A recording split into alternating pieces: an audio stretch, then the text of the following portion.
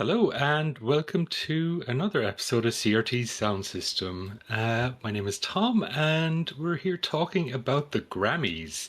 Now, I'm ready to kill some bugs after that first track, but we're here with Reese as always. Reese, how are you? Incredible. Kill some bugs, kill some robots, kill some squids. That's later. I'm not podcasting. I'm going to play Helldivers too. How are you, Tom? Pretty good, thanks. Yeah, we've got a returning guest, Larry OG from OCRemix. Larry, how are you? That's right. Oh, as I like to say, so there's a wrestling podcaster, Conrad Thompson, who does a lot of shows about professional wrestling with a whole bunch of personalities. And one time I heard him say, when he was asked how he was doing, he said, "Better than I deserve." And I was like, you know what? I'm 1,000% going to steal that because it's 1,000% true in my case. So yes, how am I doing? Better than I deserve. It's great to be with you guys again. Yeah. And we're going to talk about these Grammy selections for the 2026 Grammys.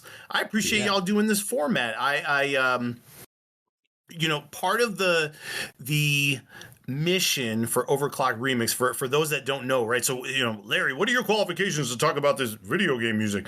None, to be fair, as I'm not a musician myself. However, for quite a long time, I've been one of the music judges and a community manager for OCRemix, Overclock Remix.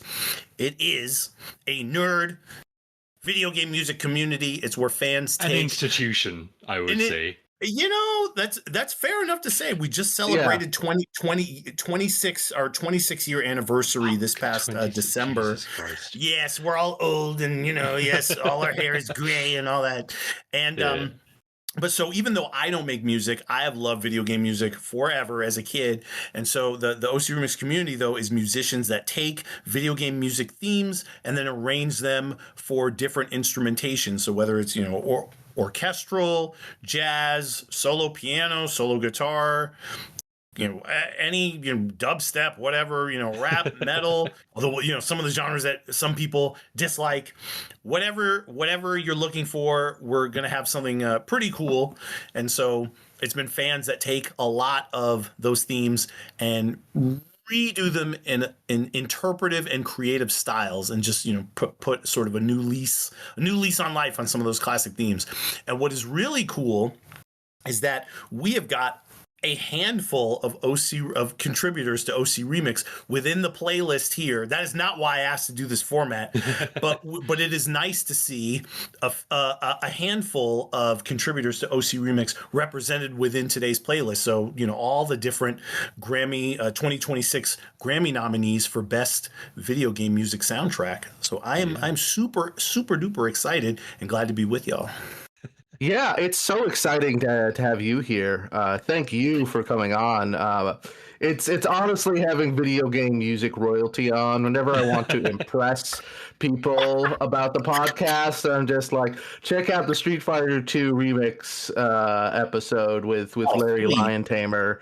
And people are like, and up until that point, they're like kind of bored, and then their eyes widen, and they're like, "Oh, I'll check that out. That sounds really cool." Thank you so much. This is an incredible idea, I think, and I think we are, I think, not a rigid podcast. We're sort of just, we just follow our sensibilities. And so this kind of idea is right up our alley. And I think that these are a lot of soundtracks that would take us a long time to get to individually. So it's kind of exciting to have a medley of new stuff as well, because we do new stuff sometimes, but usually we're doing like 30-year-old JRPGs. So this is great. I've played maybe half of these. I played Helldivers 2 the most. I'm in the zone. Well, I mean, I'm gonna sound like a super old man. I was chatting with Tom a little bit earlier and saying, listen, I'm a terrible person. I'm not much of a gamer these days. it is certainly not for a lack of interest in the games that come out these days. I just sort of made an internal decision of like, you know what?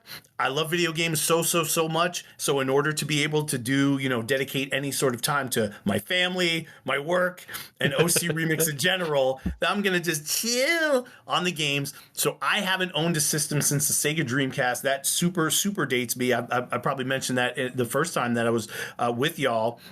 That said, I love trying to keep up with, on the music side, what is coming out. So I am super happy to go through these. And I will just say, elephant in the room, Expedition 33 was not on the nominees list for this Grammy, and it caused a lot of consternation for not being one of the nominees for this year's Grammy Awards. Austin Wintory did the Sword of the Sea soundtrack. He's one of the nominees. And he was even saying publicly, like, listen, not that it works that way, right? But just saying, listen, I'll give up my spot. Like, this should have been nominated. I don't know why it wasn't. And so who knows, right? I have no idea how the process really works. And so I wouldn't say it's robbery, but it is sort of notable for not being on the list this year when it's had a lot of buzz and a lot of appreciation for that score. It was high on the like classical music Billboard or whatever. It made like just an incredible splash beyond video game soundtrack world. It is.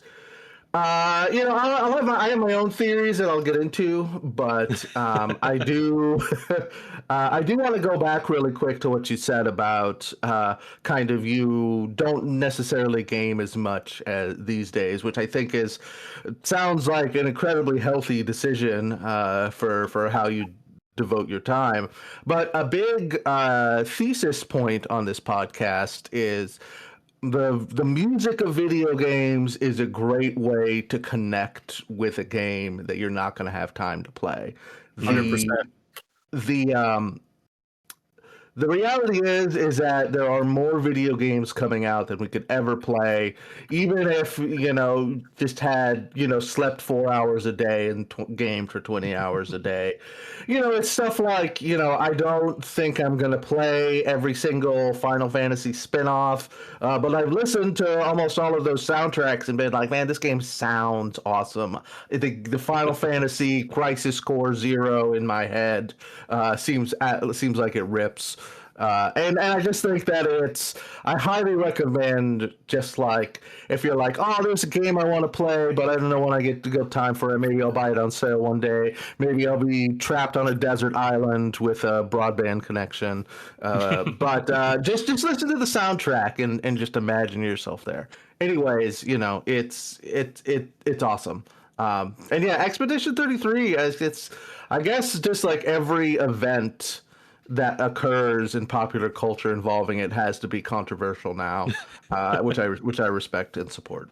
I guess it's such a cool story with how I promise not to sidetrack us too much with Claire Obscura Expedition 33. So it was a first time professional game composer, Lorian Testard, I'm sure I'm mispronouncing everything.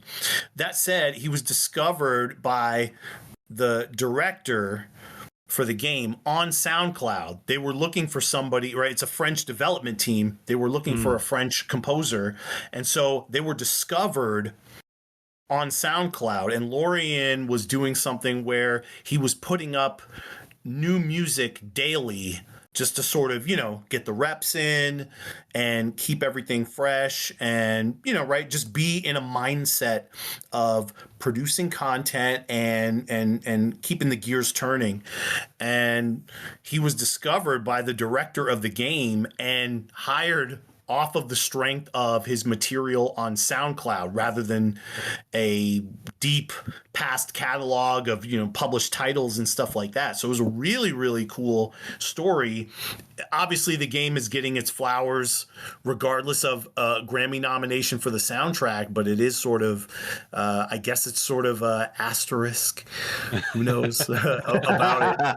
So I don't know, but maybe y'all will check that soundtrack out for an episode one time. It's probably in the pipeline at some point because I haven't played the game, but like Reese says, I have experienced the soundtrack just as a way as a proxy for the game in a lot of ways. I do not have time for another large JRPG at the moment, so all right, yeah.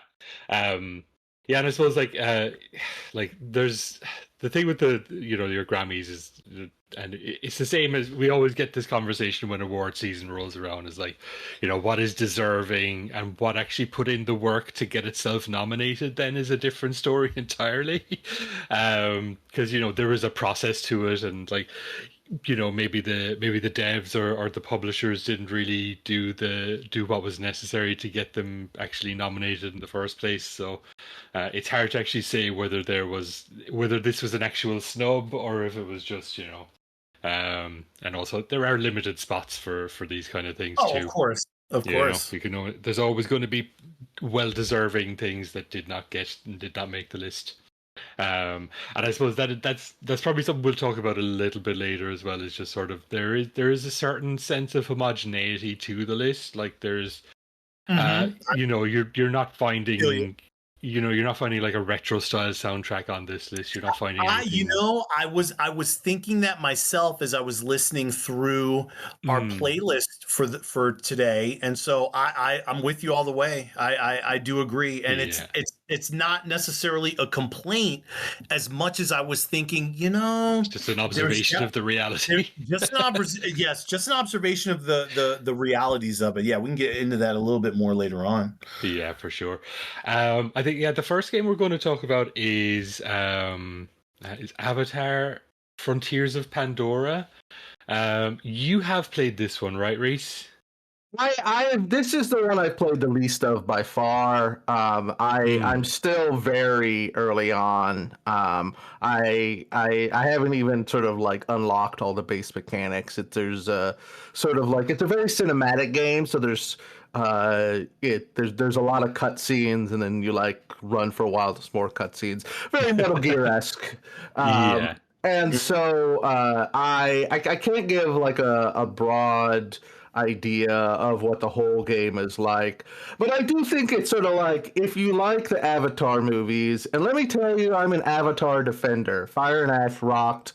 Nice. I get it. If you don't want to watch the blue people, I respect that. I love the Avatar movies too, so I'm with you. Fire and Ash is so good too. You have a goth Navi. It just has everything. But this is like it's a very good approximation of the game, and sort of like, it seems like the mechanics, from what I understand, are a pretty good sort of like broad. Like, oh, you get to be a blue person. The humans are so much smaller. You punch them once, they die.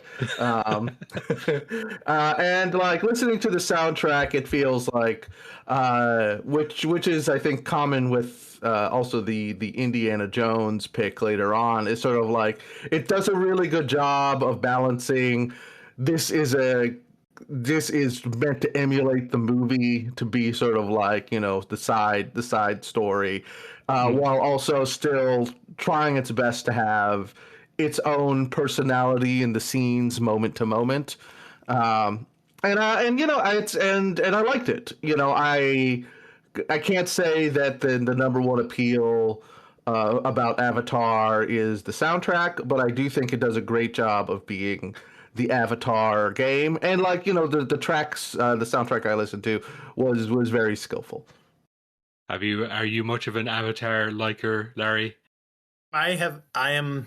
So as we joked before we started recording, I've only seen the first Indiana Jones, and it was maybe 2 years ago for Christmas. My wife, when she heard me say, I've never seen it, she's like, oh, well, we have to watch it now because I love it. It's one of my favorite movies. I'm just like, listen, man, I'm black. I've not seen this movie.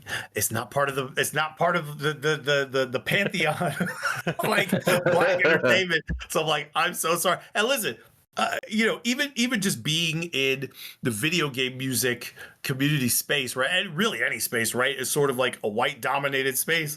So I was just like, I'm so sorry, I haven't seen it. I don't know. Like, don't apologize.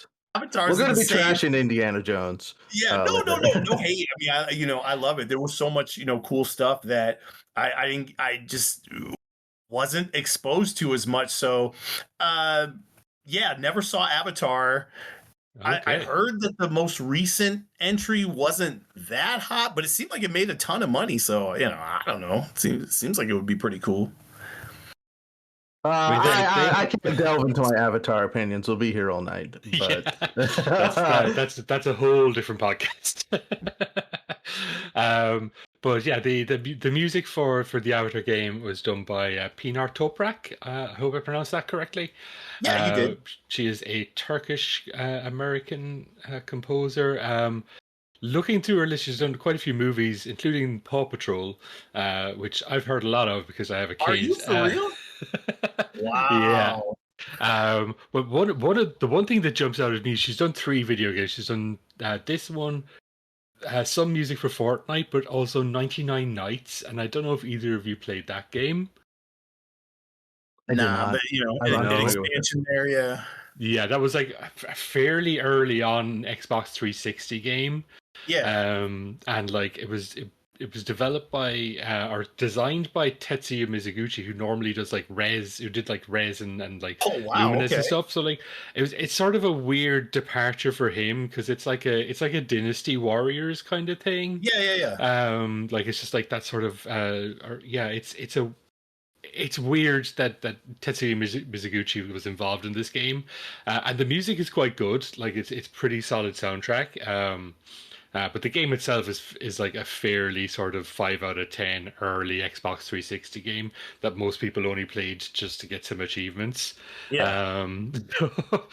So it's fairly mid in that regard, but like the music is really, really good. And I didn't know that she had worked in that, and it is again interesting that that's pretty much her only other credit aside from Fortnite and this. Yeah. Well, I mean, she scored. She's a Marvel composer in the sense that she did Captain Marvel, and so one of her claims to fame, because she's done a lot of notable stuff, but one of her claims to fame is that she's the first female composer to score a $1 billion movie. Oh my goodness! With Captain Marvel. So yeah, I mean that's definitely a huge feather in the cap. And then also, now that the NFL is on Amazon, she scored the jingle, the NFL jingle for that. So she's also the first female composer to score music for the NFL. The lead music for the NFL. So it's like, yeah, man, she's definitely got the accolades for sure.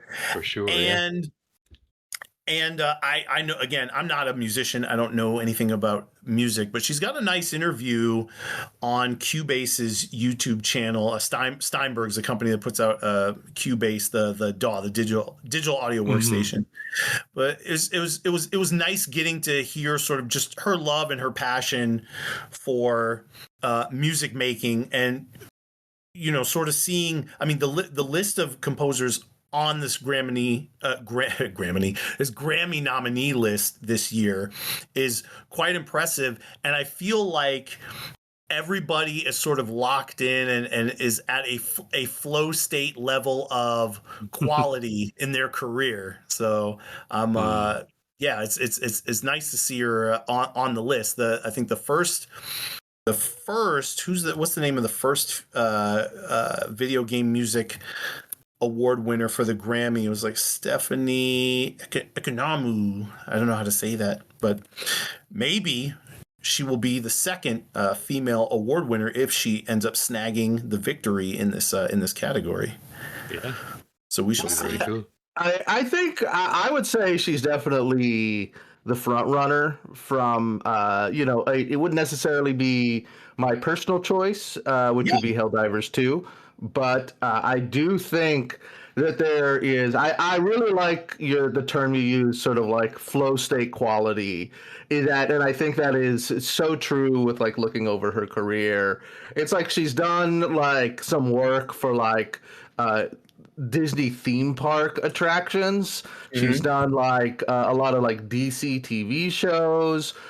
She's done a lot of work on sort of like Disney shorts, sort of like the stuff they would play before Moana or whatever. And so it feels like really it's sort of like you need somebody who's going to give you the full cinematic experience. Yeah. But you know, she's an up and comer. She's probably costs a little less. You want to this isn't going to have, you know, the number one top people. So you go to her, and she does just as good a job, if not better. And I think that it shows. Like what I've listened to from her other stuff, I've listened to like some of the DC stuff, and I was trying to find the theme park music that she did just because I thought that was funny, but I couldn't find that. But it sounds just like she is on the cutting edge of this sound, and I think that there is something real to be said for being able to have. To create this kind of big expansive music, and she has the ability to adapt so well to all of these different projects. It's awesome, and she's done, it feels like, almost everything. Like really early in her career, she's got like a bunch of like direct to DVD kind of like crappy action movies, and you know the best thing about whatever those movies were that were released only overseas, that the soundtrack is the best part. It's cool in that sense, because any of those projects, right, are sort of your chance to do a dry run, right, and sort of practice runs for when you get the opportunity for the big stuff. You know what I mean? So it's sort of when I think of in the video game music arrangement space, stuff like that, right? Like when you think of Jake Kaufman, who did the Shovel Knight soundtrack and stuff, and he's done a lot of scores that end up sort of revamping different franchises. So he's done, you know, he did Double Dragon Neon, and he did the HD the DuckTales like remastered and stuff like that. Yeah. Or you almost sort of think in the sense of that, right? The arrangements that he would do, and he did Contra 4, right? So it's like the arrangements he would do for those properties were kind of like that practice run to get the big moment, to actually get a gig where you need to channel all of that for real. So yeah, you know, I mean, with I think that's cool. So sometimes when it's like, yeah, you're doing like the direct to DVD stuff like that, it's really like it's just getting those at bats and getting that familiarity with, you know, scoring, doing everything for these larger productions, getting orchestration handled and stuff like that. In Pinar's case, and I'm sure. Her getting those reps is just translated into being ready for the moment with something like this. And, you know, circling back to kind of, you know, you can sort of get her as sort of the next level down per se or whatever. Her rates are definitely going to have to go up now that she's got that Grammy nominee under her belt. And we'll see if she's able to sneak through with that win for sure, because it's a stacked field. Indeed. All right, let's jump into the first block of tracks then. So I've got all of these from Avatar. So we've got the first track is Winding Canyons, then A Clan Divided, then Fighting for Home, Remembrance, and last track is No Easy Path.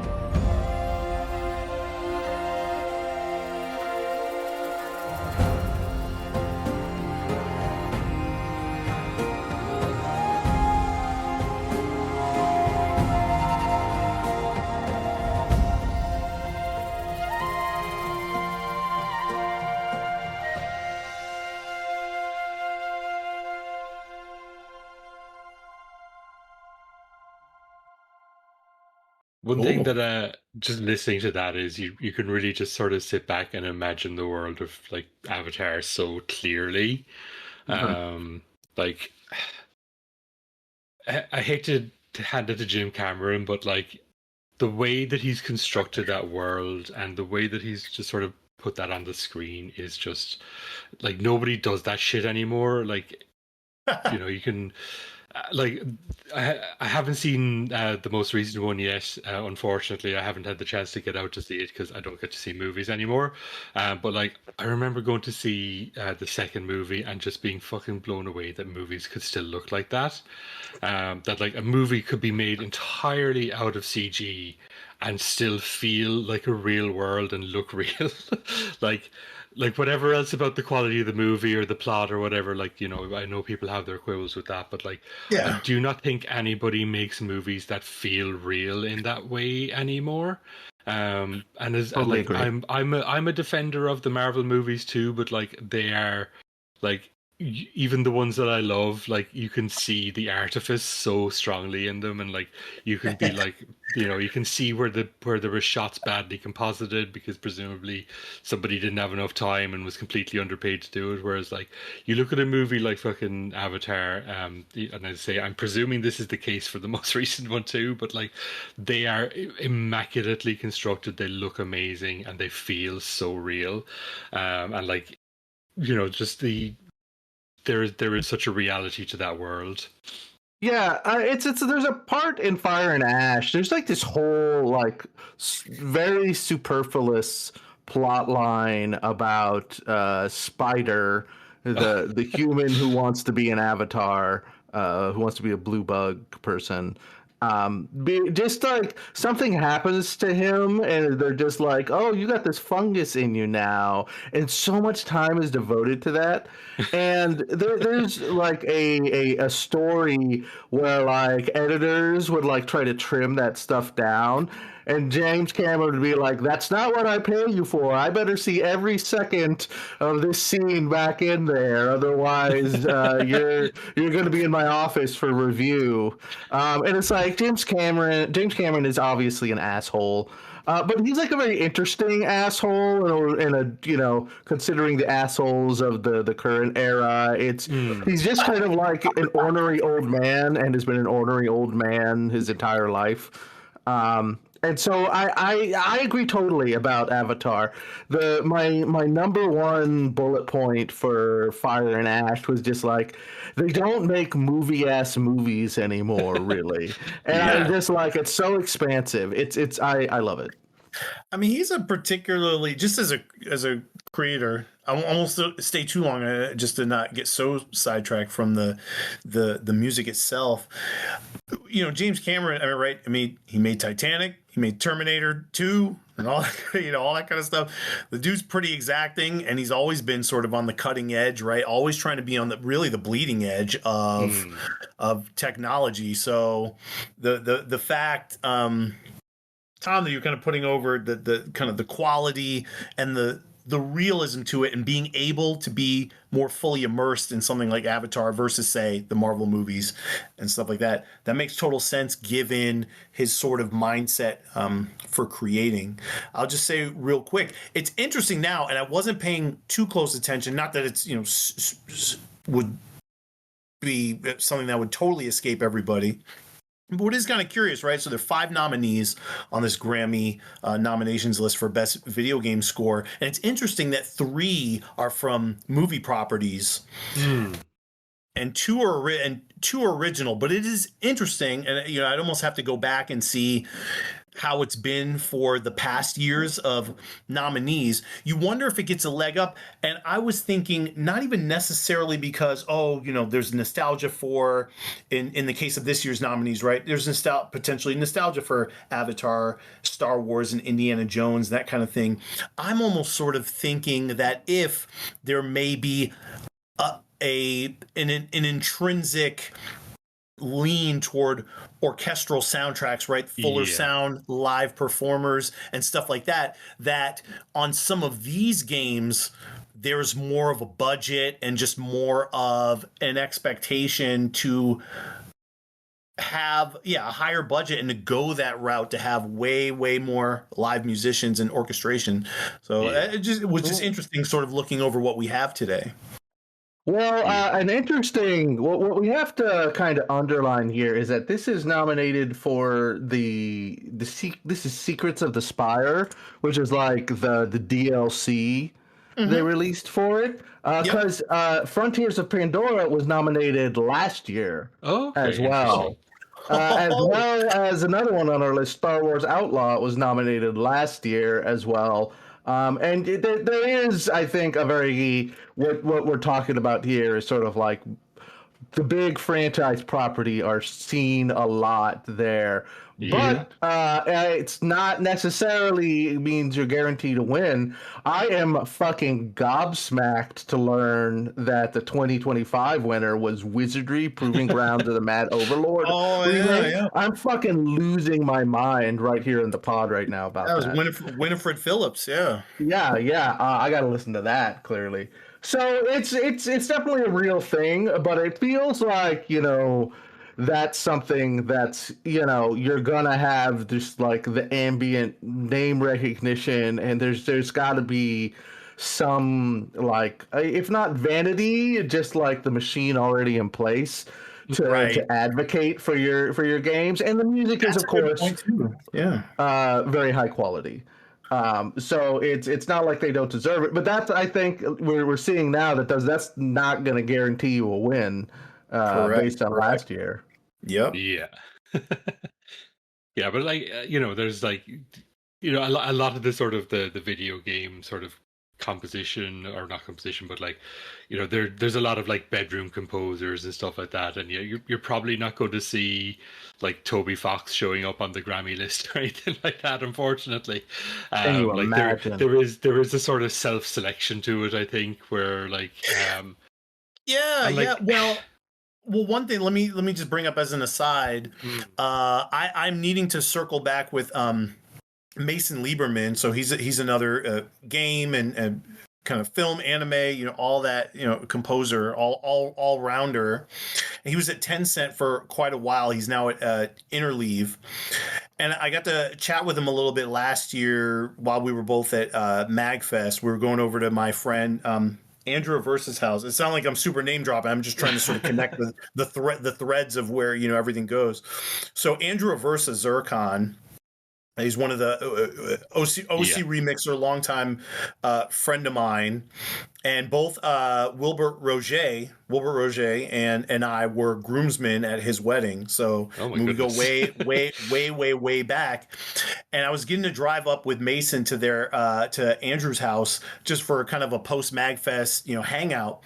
And I was asking him a little bit because he's on the selection group, for the Grammys, right? So there's sort of just an overall body of people that vote on the awards. And I was curious as to like, how's it work and everything like that. And one thing he's really hoping to see as this category, gets more of a tenure within the Grammys is just more nominees to come through. So one thing I'm really hoping to do is just do some sort of kind of podcast or informational session with Mason to understand, like, okay, so how do you join the Recording Academy, right? Because kind of like what you were saying, Reese, there's maybe a little bit of a self-selection kind of aspect of it here. I think Mason told me that the first year, which I guess, either like 2019, 2020, something like that, or I'm sorry, I'm super old now. It's probably like 2022.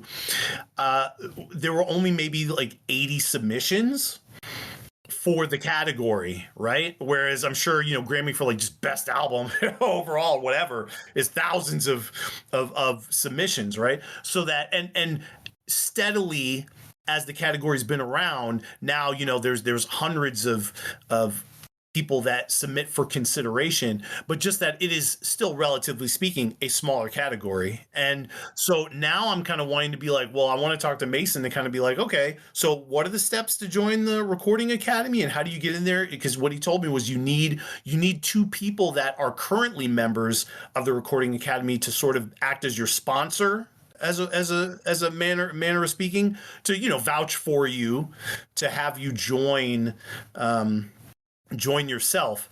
So I would love to kind of understand the steps a little more, just because yeah, like y'all are intimating, there are a lot of folks that should potentially be under consideration, like a Toby Fox and stuff like that, even if it's not sort of traditional, right, orchestral music, stuff that sounds kind of film scorey and that kind of deal. But there are a lot of sort of different styles of video game music out there, and it would be nice if those folks aren't in the recording academy for those folks to understand how to get in there and be in consideration, because I think it would sort of broaden the range of stuff that you're going to hear. But even so, right, I mean, we just from a selfish fan standpoint, right, any soundtrack that's worthy of being considered for a Grammy nomination, I would love for it to be actually in the running, right, to be allowed to be submitted and be a part of that process. Yeah, I feel like this isn't a fully baked thought, but something I would really appreciate looking at this list is that it feels, I think more nominees would be great. And honestly, I see something like that, and I would like the category to maybe be expanded just a tad, to have some kind of like, like they do with screenwriting, like best, not necessarily adaptation, best comedy, best drama, like best comedy score. No, but something like a place for the Star Wars, the Guardians of the Galaxy, to be and to kind of duke it out, and then like God forbid, I know I'm using the forbidden word, but some kind of like best indie original property kind of soundtrack. Just because like I think it'd be interesting to have more games like sort of the sea on here. And that's in no way suggesting that the Avatar soundtrack or the Star Wars Outlaws soundtrack isn't worthy. But it's just sort of like I'm always going to feel for the underdog a little bit. I know that's probably a little pie in the sky, but that's sort of like my reaction to a lot of that as well. Yeah, I feel you. Yeah. I didn't want to miss, just because I did want to circle back on the music that we heard from Pinar Toprak, and so absolutely. I took some notes just in general.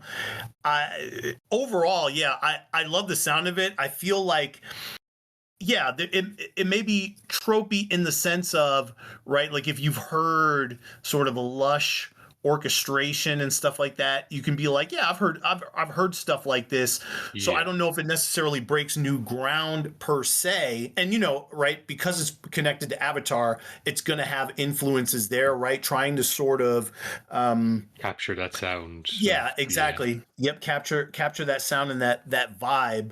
I know on the Star Wars Outlaws side, or really in just some of the Star Wars properties in the last few years, there's been a little bit more risk taking that's been permitted per se, right? So I don't know how that dynamic necessarily plays out for, say, the Star Wars Outlaws nominees, but I know that there has been a little bit of that. But overall, I will just say real quick, we had Winding Canyons first. And I thought that the female vocals that came in, they actually reminded me of one of my personal favorite OC remixes that I recommend that folks check out. Is by an arranger, and he's also dabbled in games composing as well. Alex Rowe, his handle is Rotaka, but he loves the Soulsborne, kind of games, Dark Souls and Bloodborne and all that. And so he has an arrangement from Bloodborne called The Nightmare Ends, and it has a lot of kind of those the female vocals that I kind of heard within some of Pinar's tracks. It has that same kind of feel to it, and so I really liked that reflected back within Winding Canyons. In A Clan Divided, I thought the woodwinds opening things up were super lush, a really lush opening. I like how it shifted into the anytime you have powerful brass and strings. That I always like that power, within orchestrated stuff. There was a nice low rumble to it, a very kind of contemplative sound.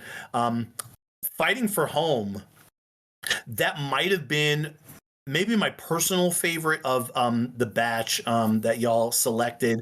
It had a great driving pace to it, and and again, in saying that, oh, it's kind of reminiscent of some stuff that I've heard in the past. It just, I'm not an encyclopedia of musical knowledge, but I have some references there, and a lot of Fighting for Home's instrumentation, the drums, the brass, the ethnic vocals, it reminded me of the Nier soundtracks a lot. Interesting.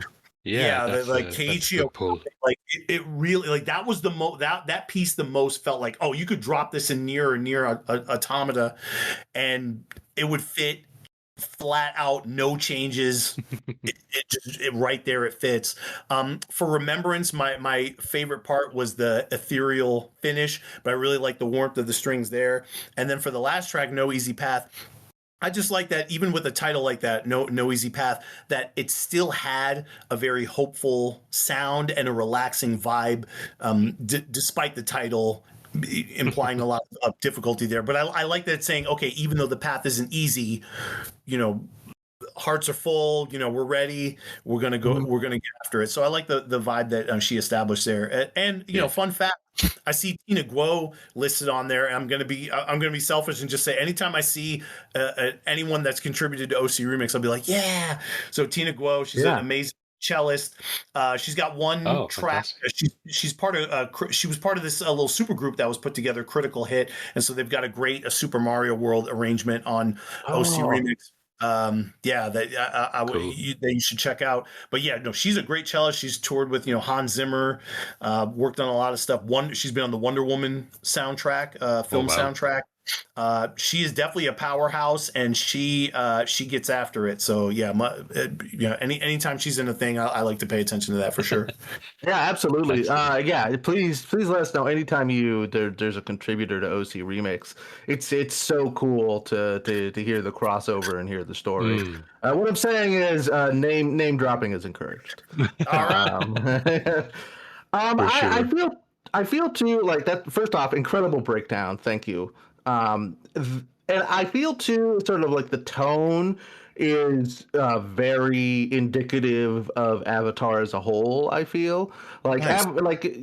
Avatar is 100% kind of like a polemic about getting back to nature. Let's stop destroying planet Earth.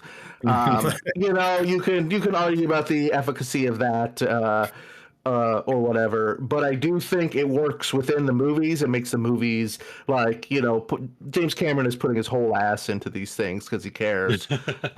And I feel like that comes across in the soundtrack and through this soundtrack as well, where like you're talking about is like, even when there is tension in the title or in the instrumentation or the way that the instrumentation is clearly trying to evoke these feelings in this very classic cinema score kind of way, it always wants you to remember the beauty of Pandora, the Earth analog here. And it's I think it's incredibly effective in sort of doing its job. I'd be very curious to hear some of her original tracks, so I can hear what when she's just given full reign over something without creative notes, to see what she would do. Because I think that this is so effective and so engaging that it just sort of I want to hear her push the boundaries even more. It's very interesting, very effective. Yeah, she's a Berkeley grad, so I mean, for anybody that's sort of in the industry and stuff like that, Berkeley well regarded over in Massachusetts, so she's definitely got the chops for sure. I went to college in Boston, and I had friends that went to Berkeley, and I was just my brain was blown out of the back of my skull every time I would hang out with anybody from Berkeley, or they'd be I'd hear the most beautiful song I've ever heard in my life, and they'd be like, "Oh, that sucks. I need to really tune that up." Right. So yeah, fantastic. It's incredible. All right. We'll move on to Sword of the Sea. This is probably the one I'd actually not heard of before coming to this episode. I don't know. And probably now the one that I want to play the most, because holy shit, it looks cool. Like I don't know if either of you have seen anything about it, but it just Uh-uh. seems to be about a dude fucking surfing around on a sword.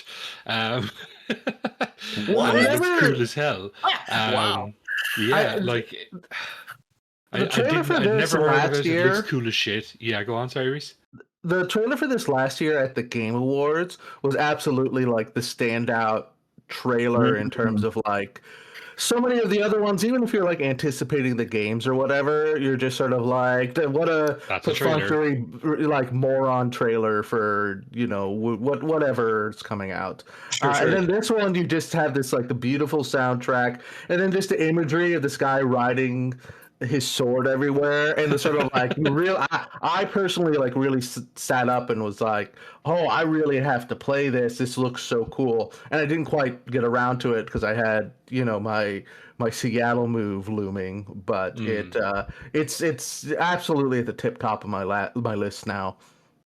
Yeah, it looks hella cool. I think again, listening to the soundtrack is great, but Austin Wintory is he's one of the most nominated Grammy composers by the looks of it, as far as this goes. Like he's up there with Wilbert, Roget and Bear McCreary. So like as like the only people who've been nominated 3 times out of 4, which is pretty wild. I'm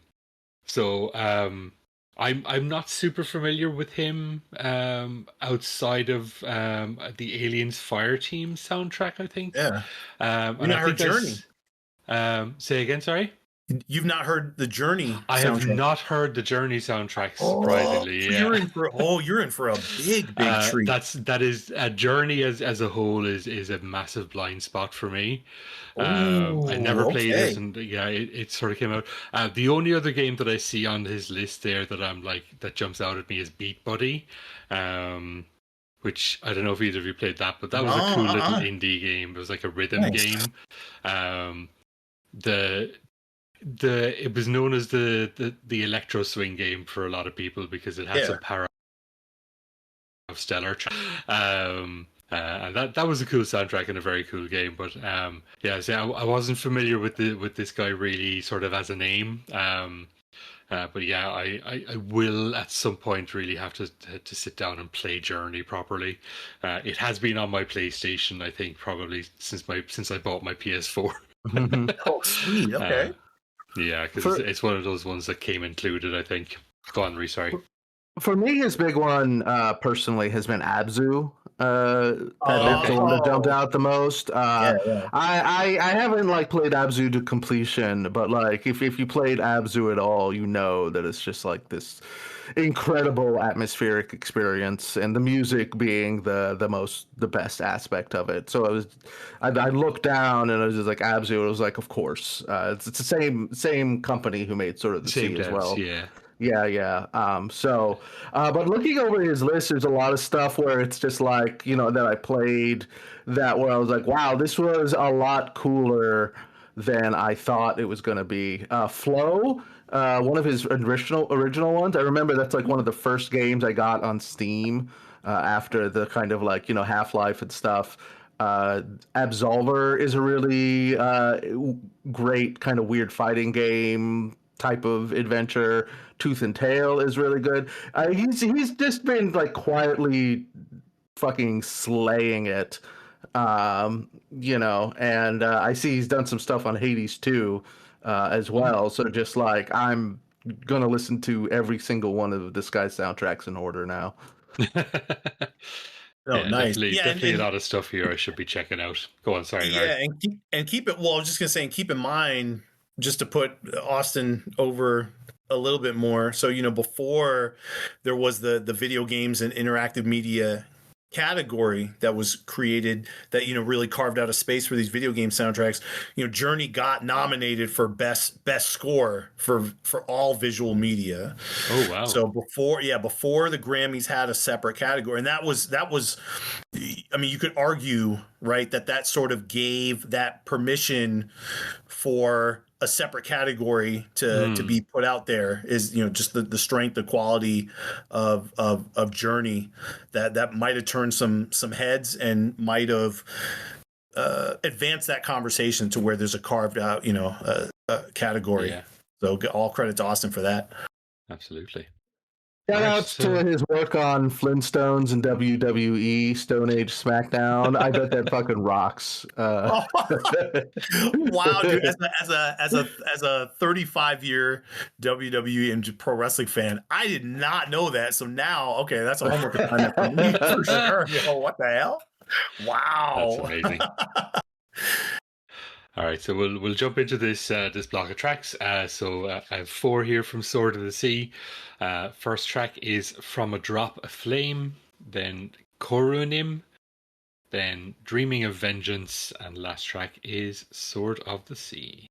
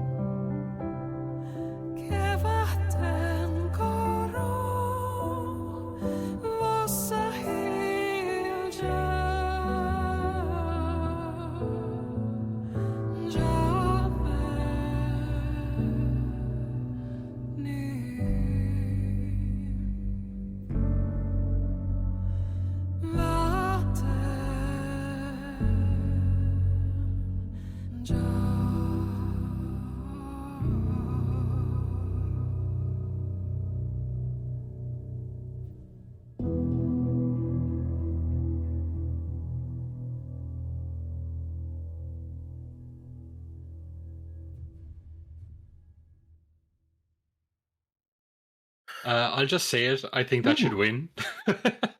Oh, What a fucking good soundtrack. nice. Oh, Like, go on. And speaking of near vibes, like holy shit, that last track, like the vocals on that are so near. Like, and even then, like sure. looking at the sort of like the visuals of the game, that sort of like that really beautiful sort of desolation to it is like is very near, and I think that's sort of the vibe with Journey as well. Like not to sort of to give too much credit to Near, like that Journey definitely has that vibe too. If I'm not mistaken, so I'm checking out VGMDB and just seeing a little bit more with the credits list for the soundtrack. So it says the main solo vocalist is Maluka, so it could be Maluka there in the title track, Sword of the Sea. I believe so. It sounds like her. I could be wrong. Assume so, yeah. But I think it's her though. I mean, for those that don't know her, she really rose to prominence. I guess more like I'm so old now. It's like more than a decade ago when she did a cover of music from Skyrim. I guess the Dragonborn theme from Skyrim, and just blew up on YouTube for that. And so she's just an incredible vocalist. So everybody loves her sound, and she definitely delivered there. It's gorgeous, yeah. And I'm seeing Tina Guo on there as well. Yeah. So just she's getting around too. Absolutely. If you need a great cellist, she is incredible. I'd have to double check. I'm not sure if he's in Helldivers 2. He may be, but there's another OC remixer, Sebastian Frage, goes by Arrow Z. He's a cellist as well. Has a really great what game was it? Seven Saga for the Super Nintendo. Okay. Has a great cello EP for cello trio. Seven songs for seven Saga, which I highly recommend folks check out. The reason I mention him, which is piggybacking off of the Tina Guo mention, since she's a cellist as well, is that he's a frequent collaborator with Will Roget. So he very well could be on the Helldivers 2 score. I'm not sure, but he's definitely been on stuff like Tomb Raider and Mortal Kombat. Definitely been on several projects with Will. So I got to double check. He may be part of the Helldivers. It might be like the thing for cello. It's like apparently all of our folks that have passed through OCR are in the cello game. I don't know. I'm going to take a look though. Absolutely, yeah. I have less detailed things to say because I totally admit both times, like when I listened through it before and listening to it right now, I physically could not stop myself from just getting lost in the music. Yeah. And so and then we were podcasting and I was like, oh shit, that rips. And it's it's hard to disagree with Tom here about it. I still have a slight preference to Helldivers 2, but I cannot argue with Sword of the Sea. And it's the fact too. It's like essentially a skateboarding game. You're just underwater in this beautiful, alien landscape, like making jellyfish to kickflip off of. Just like it is really special.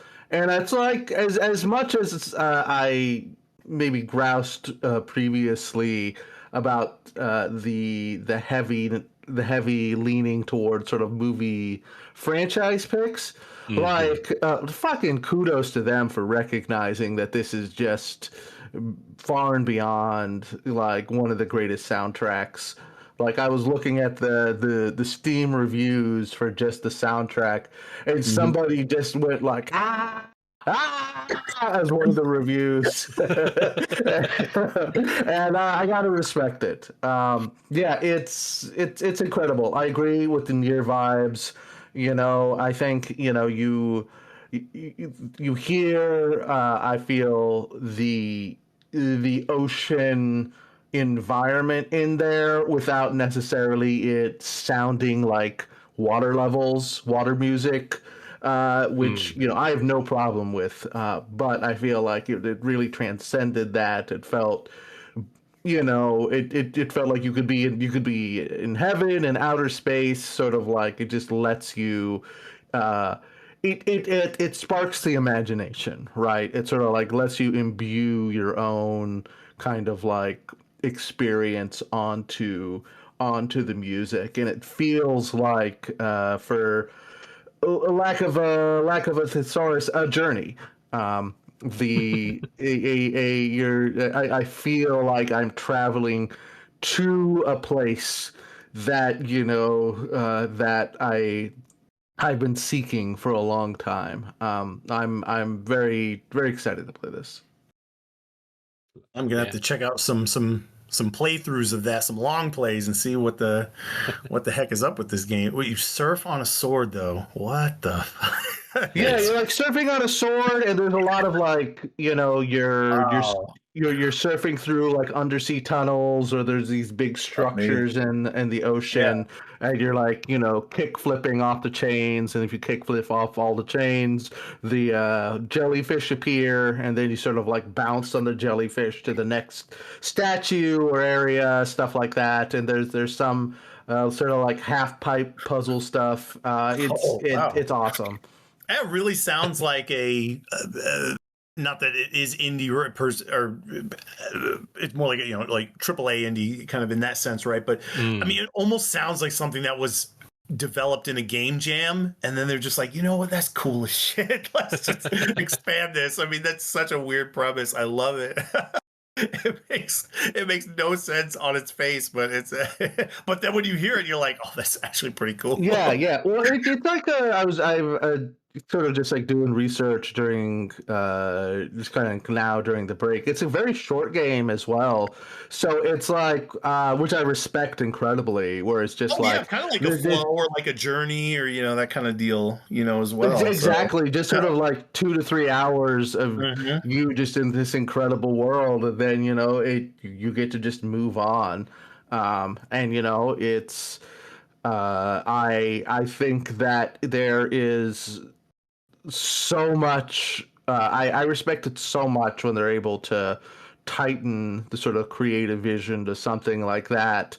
And it's just like, you know, here's this experience. It's beautiful. It's perfect. You move on. I'm very excited for it. Doesn't outsay its welcome, I guess is what I'm trying to get at.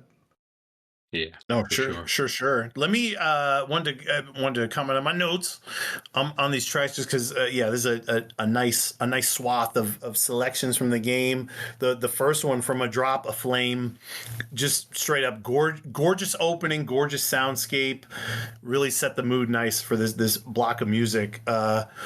Korunim, I love the piano tone, and then what was kind of cool, just I'm gonna touch on that a little bit later with the last track, but just that when the backing elements shifted, this is around 140 in the track, there were like these electronic elements that came in, and that felt kind of a little off time, and it gave this slightly unsettling vibe along with the choir cameo toward the finish. So I thought that was really cool. Like, there's a lot of, anytime you hear in sort of Austin's stuff, a keen attention to dynamics and contrast, you know, over time. So I really like that. With Dreaming of Vengeance, I said that the choir opening sounded like something was about to go down, and that there was like a milder build up there, and I thought I knew where it was going, like, oh, the tension was increasing, and then it took a more contemplative kind of shift, like it downshifted.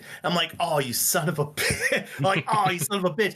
But the dynamics in that track, because this was the longest track of the set, it really hit in a way where I felt like among the selections here from Sword of the Sea, this was the one that wanted to make me, like, it made me want to see the track in the context of the game the most, like how it fit in the game itself. I mean, a crazy shift at the 3-minute mark, the bottom dropped out, and then it got more drum focused. And I'm like, golly, how many twists and turns are you going to get there? But yeah, that was the most dynamic cue in the set for sure. You really get taken on a ride. And then, yeah, with the title track, Sword of the Sea, I was paying attention to this as sort of setting the tone for the whole rest of the score. And like we talked about earlier, I think it's Maluka in there as the vocalist. You know, obviously, you know, love her, the qualities of her vocals. But what really hit on me the most, and kind of dovetails a little bit more with Dreaming of Vengeance, was just the really understated electronic stuff that I was hearing toward the end of that final track. It is so subtle. You're almost not right. The track does not feel electronic, but it's got just those little touches on there that add a little bit something on the sound design side of it, where it's like, damn, okay, all right, that's where you see the master at work, where if you're paying attention, right, you may not notice it, but even if you don't notice it, it adds a quality to it that just makes it stand out, just that little bit extra. So whether or not you're actively noting it and really actively listening, it has that effect on you where it just adds that little unknown quality to it. I like that. So great choices, Tom, and this is sweet. I love it. Yeah, awesome.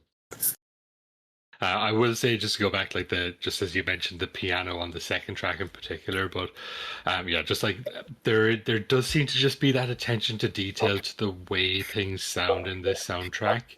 Like I don't know if he's using like a prepared piano or something, but there is, or is it just like a processing effect or something on the piano? But like there's something to it that is just not quite like a normal piano. I'm not sure again if it's synthesized or not, but like he's doing something there that is not it's not a normal piano, I'll say that. And it has that sort of very sort of ethereal, otherworldly feeling to it that is it's incredibly difficult to capture, and like it does such a good job of that, and just beautiful arpeggiation all over this.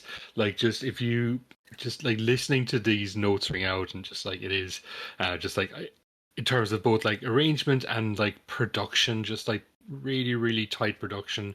It's really just a gorgeous soundtrack, and I'm like one of my favorite things about putting this episode together was just going through that soundtrack and just like just zoning out and listening to the music on its own. I gotta give credit. I mean, Austin Wintory, like y'all have talked about, right? Multiple time nominee, not just in this dedicated video game score, interactive media category, but then having the 2013 Grammy nomination for Journey, and like I said, sort of kind of creating a thaw and more of a revisit on, hey, these game scores, they're sounding pretty good. And so, kind of paving the way for this category to take shape. He's got a very wonderful podcast. And even it's interesting, even for someone like me that's not a musician, but that appreciates video game music. So there's a podcast called The Game Maker's Notebook that's put out, and it's a sort of a shared podcast in that there's multiple hosts depending on the disciplines that are being examined. But for the music and the sound design side, most of those episodes are hosted by Austin Wintory, and he's got interviews with quite a number of major names within video game music scoring, including, as a nice segue to our next nominee, Gordy Haab, who did the Indiana Jones and Great Circle and the Great Circle music. So he has interviewed Gordy on that podcast, and it has a great episode there. So highly recommended, even if you don't make music or aspire to make video game music. It's very sort of just informative and hearing a little bit about the business side of things, but then also just hearing people's stories on, how they were able to get their first big break and sort of what pieces had to fall into place to get the opportunities to work on properties like that, and then sort of some of the trials and tribulations of it. I know Will Roget in particular. Maybe I'll just say it briefly, just because we'll get to him eventually with the Helldivers and the Star Wars material. But he used to work in house for LucasArts, and they had Star Wars. What was it, 1313 or whatever? But got canceled, and he had already done the full score. His role in it was done. Finished. Wow. And the game got when Lucas Games originally kind of stopped for a while, and I think it was with the Disney purchase or something like that, if I'm not mistaken, a lot of active projects that had been well in development got shelved and just thrown in a vault or whatever, including his completed score for Star Wars 1313, and it gutted him. So I mean, if you could check out the Game Maker's Notebook and Austin Wintory's podcast and get a little bit more background on that, because it's difficult to sort of bounce back on that, to have a project like that sort of ripped away. And this would have been his first, at the time, a really big named published credit. One of the sort of professional hazards, as it were, for being a game composer in particular is the risk of a project that you worked hard on not coming to fruition and not getting published, and effectively it's like you did nothing at all because you don't get the named credit, and it's effectively like nothing at all happened. So it can fuck with people for sure. That's absolutely crazy, to be honest. That sounds nuts to process. Frankly, criminal, to be honest. Yeah, absolutely. Thank you. Only if you're caught up with CRT Sound System, go check out that podcast. It sounds great. Well said. Excellent. All right, so yeah, we'll move along to Indiana Jones. So you've played this game. I know you've talked about enjoying this game before. Like what is it? I guess is the first. I mean, it's sort of like a very broad adventure game. I would say, Indiana Jones Simulator is the genre. There's some shooting, but it's not like a fully involved like shooting game. There's some like you're doing some punching.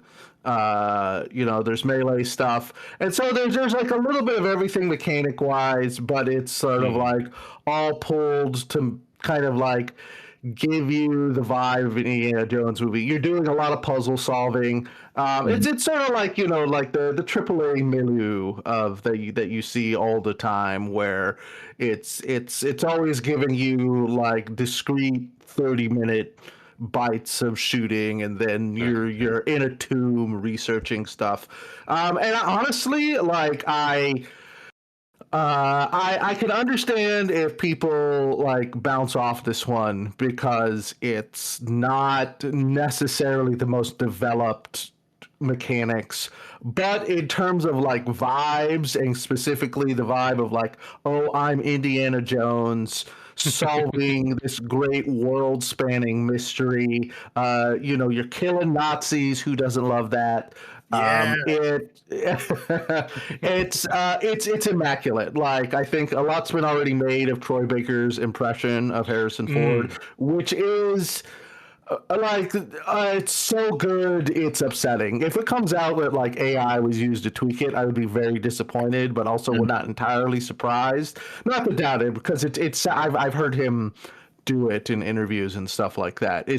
And I feel like it's the soundtrack is really good at helping with that. It is a good soundtrack, 100%, but it's 100% doing Indiana Jones without doing the one theme all the time. And like they bust that out occasionally, but they can't. You can't fall back on that all the time. Yeah. Exactly. And I think this has done a really good job of, emulating John Williams. I know Fort Push, you mentioned, sort of like having being a little tired of that kind of vibe, and I get it, but it does serve to embody the fantasy of it. And this is Machine Games, who does the Wolfenstein games, and so like you kind of could extrapolate from that's another game that's a whole lot more about the vibes. You're playing it because it's fun to watch BJ just sort of like talk about how great it is to kill Nazis, and the overall story is really compelling, but the actual shooting sucks ass. And I think that sort of like this is very much sort of like the next step, where the shooting is only mediocre, the fighting is only mediocre, but it's fucking great because you're Indiana Jones doing it. So yeah, we'll talk more about Indiana Jones as a whole after the music, but yeah, that's my kind of reaction to it. Yeah, I do think like as you say, that there's. When I first started listening to the soundtrack, when I was preparing for this, I did sort of dislike it a little bit. I won't say I hated it or anything, but like there was like, oh, this is just more John Williams stuff. But then I sort of I realized that it is deliberately doing that. It's not like it's just sort of falling into a mode just because that's what what it's going. Like they are deliberately trying to call you back and trying to like have you sort of be in those Indiana Jones moments. And part of that, like it or not, is the fact that John Williams did these incredible scores for the Indiana Jones movies. So like you either have to sort of completely lean into that and sort of go, okay, we're doing the John Williams thing, or sort of move away from it. And I think obviously because of the way they're doing it, they want to really lean into that. And in doing so, it does give it that a much more interesting quality. As I say, nothing in this is badly composed or anything, but certainly when I first started listening to it, it ruffled my feathers a little bit, let's say. But then I sort of calmed down on it, and I was like, no, actually, this is doing exactly what it's trying to do, and it's doing a good job of it, and that is commendable no matter what. Well, being in an arrangement community, you can always be familiar with fans that are like, you're not fully doing your own thing. This is borrowing from the other thing, and so it's like, sometimes you do get those criticisms. Yeah, they're not invited on the pod. I mean, it's one of the top 3 soundtracks. I would say, won't say quality wise, but in terms of like iconic music from a movie. And to be able to stand shoulder to shoulder with that is, I think, no small feat. 100%. All right, so we'll move into this block then. So we have first track is Gina's theme. Then we have Why Did It Have to Be Snakes? Then the Battleship. Then To Sukhothai, I guess that's what that is pronounced. And then the last track is The Archive.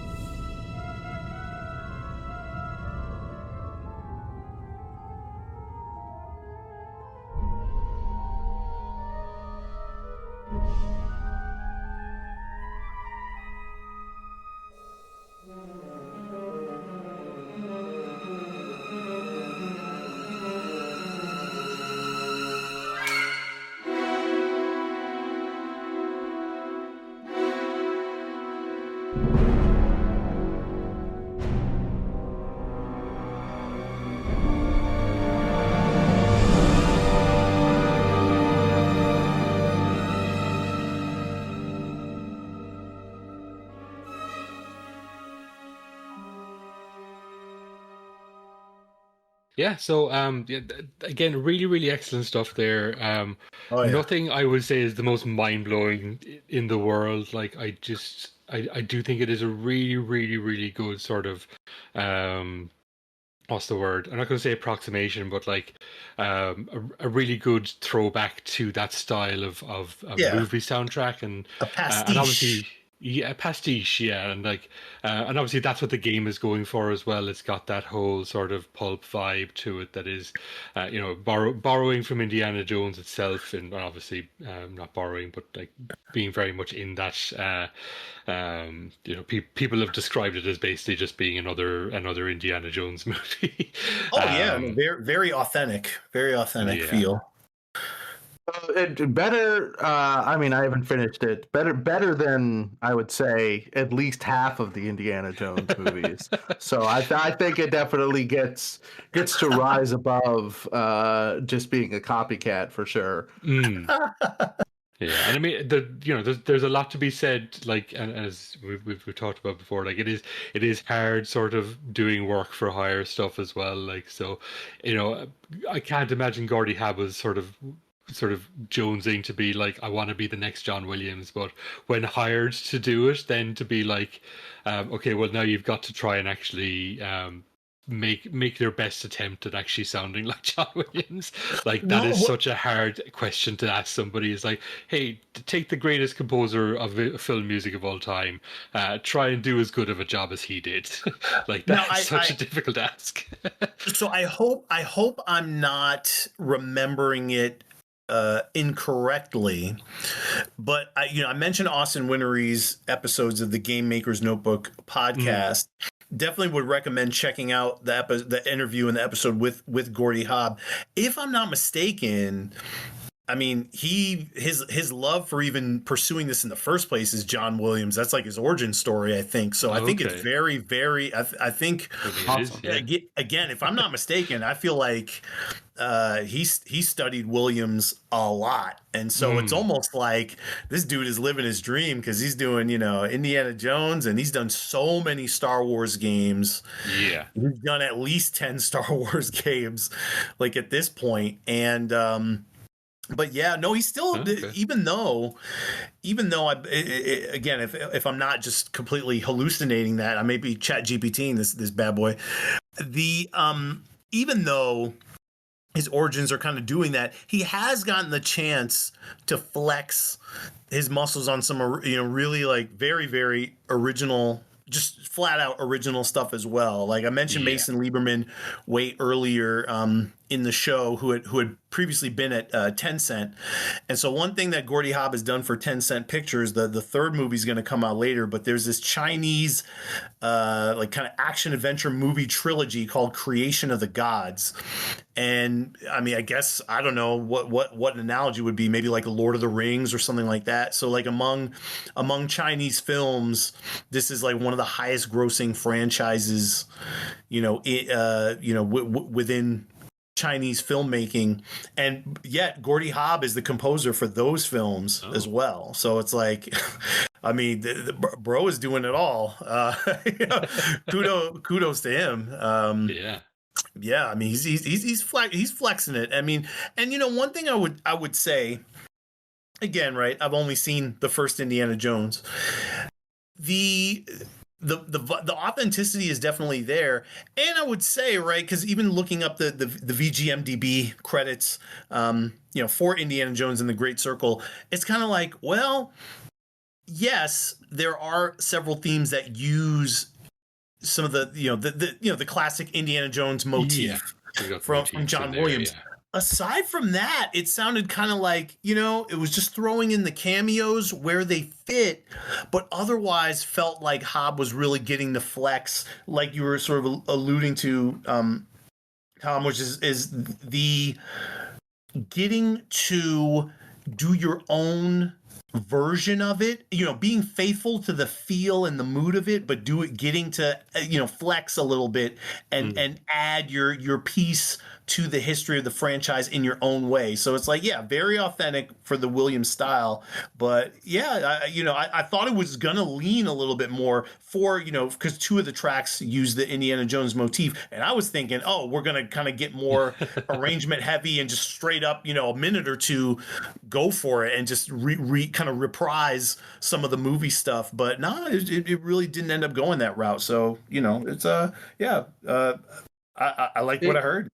It feels very restrained in the game as well. You get, and every time you do get it, you just get so much dopamine. You're just like, yes, let me feast. Gordy Haab also should be noted. Previously won the 2024 Grammy in this category for Jedi Survivor. Right. So he's already the veteran of the Grammys on this list. I thought just worth mentioning. Yeah. Absolutely. Yeah, no. I didn't listen to the Jedi. So I didn't even play Jedi Survivor. Actually, come to think of it, I remember it coming out and being like, "That seems interesting," and then never getting around to it. But like many games that I don't get around to these days. Yeah. The other thing I think just worth mentioning here is cut this out. I've totally lost my train of thought now. Sorry. Oh no. Well, let me while you're searching for it, let me just mention one again with Austin Wintory and the Game Maker's Notebook. So I know one of the cool things that Gordy Haab talked about on his episode was the score for Jedi Survivor, and just mentioning, as I kind of alluded to a lot earlier in the show when we were listening to Pinar Toprak's Avatar stuff, right, was that for Jedi Survivor, Gordy Haab had more room to get a little bit more sort of interpretive and original with the direction that he wanted to take the music, because they were saying, we're not looking for just the 100% pure John Williams reprise. You know what I mean? Like, this is the chance to sort of cut loose and really take it in some different directions and explore some different ideas with that. So yeah, I'm glad y'all mentioned that soundtrack is certainly one to check out as well. Yep, former past Grammy winner. Yeah. Oh, excellent. All right. Let's talk about Helldivers. Wait a minute. No, forget Helldivers. I don't want to talk about Helldivers. No, one more thing I wanted to mention with Gordy Haab is kind of like a fun fact that I learned in his interview he did with Austin Wintory, was that there was a movie that J.K. Simmons did called Whiplash, where he's a douchey band director. Yeah. It's based on a true story, and Gordy Haab actually learned under the real life band director from Whiplash, and he's like, yeah, that dude was wild. He's got some stories in that podcast. that sounds insane. Okay. I don't know if either of you have seen Whiplash, but there's multiple scenes. Like, a bulk of Whiplash is J.K. Simmons like leading some kind of group, and then just like pointing at somebody and just being like, okay, do this time, 3-3 or whatever. And just like continually just being like, no, wrong, do it again. And the person is just fucking breaking down. Yes. And I just want to say, I sincerely hope that that he did not have to witness too much of that, because it's like everybody else in the room is clearly being traumatized in the movie as this person as he ends this person's musical career. At least in retrospect, he has a very, very sort of mature and adult take on sort of being forged by that kind of crazy ass, instruction and repetition, and just, sort of the personality that was involved in dealing with that. So yeah, no, it's a fun interview. I definitely recommend checking out and talk about that. I had to Google whether or not Gordy Haab, because Gordy Haab did the music for Star Wars Connect. So I had to confirm whether or not he did I'm Han Solo, which he did not.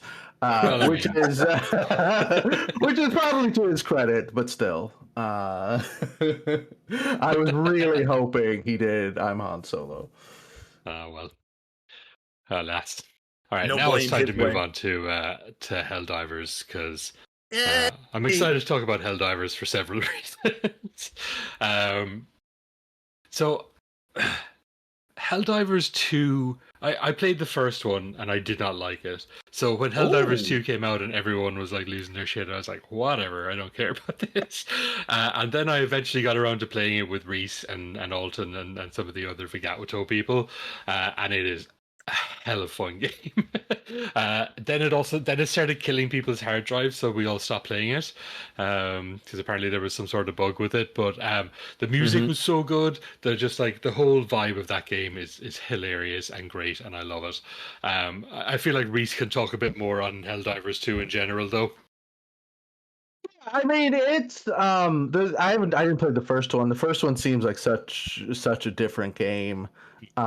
It's kind of setting aside the gameplay of it. There's this vibe that is clearly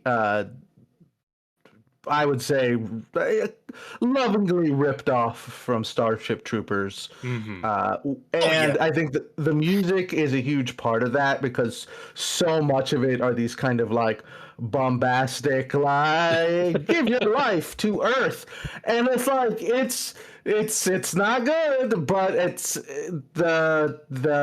it's good music, of course, but like it's my reaction to it was to get roused for Super Earth. I'm like, yeah, let's die for Super Earth, let's kill some bugs.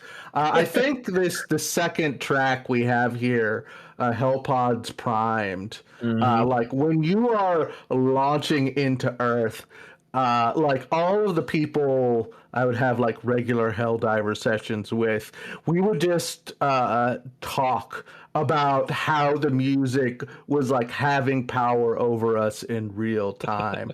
So this one is like my favorite soundtrack, just because like I've had so many shared experiences this year of people being like, I'm being roused by the music right now, let's fucking go, like I'm throwing my life, I accidentally called down a mech on you, and people would be like, it's cool, it's for Super Earth. And I don't know, I think it's a testament to the power of propaganda. 10,000%. And it's a great soundtrack. I'm glad it's being recognized. And I'd be happy if any of these won, but this is the one I'd probably be happiest. This and Sword of the Stars. Sword of the Stars was so compelling that it certainly deserves it, maybe more. Sword of the Sea, rather. Sorry. Did you have something to say, Larry? Sorry, I think we cut you off there.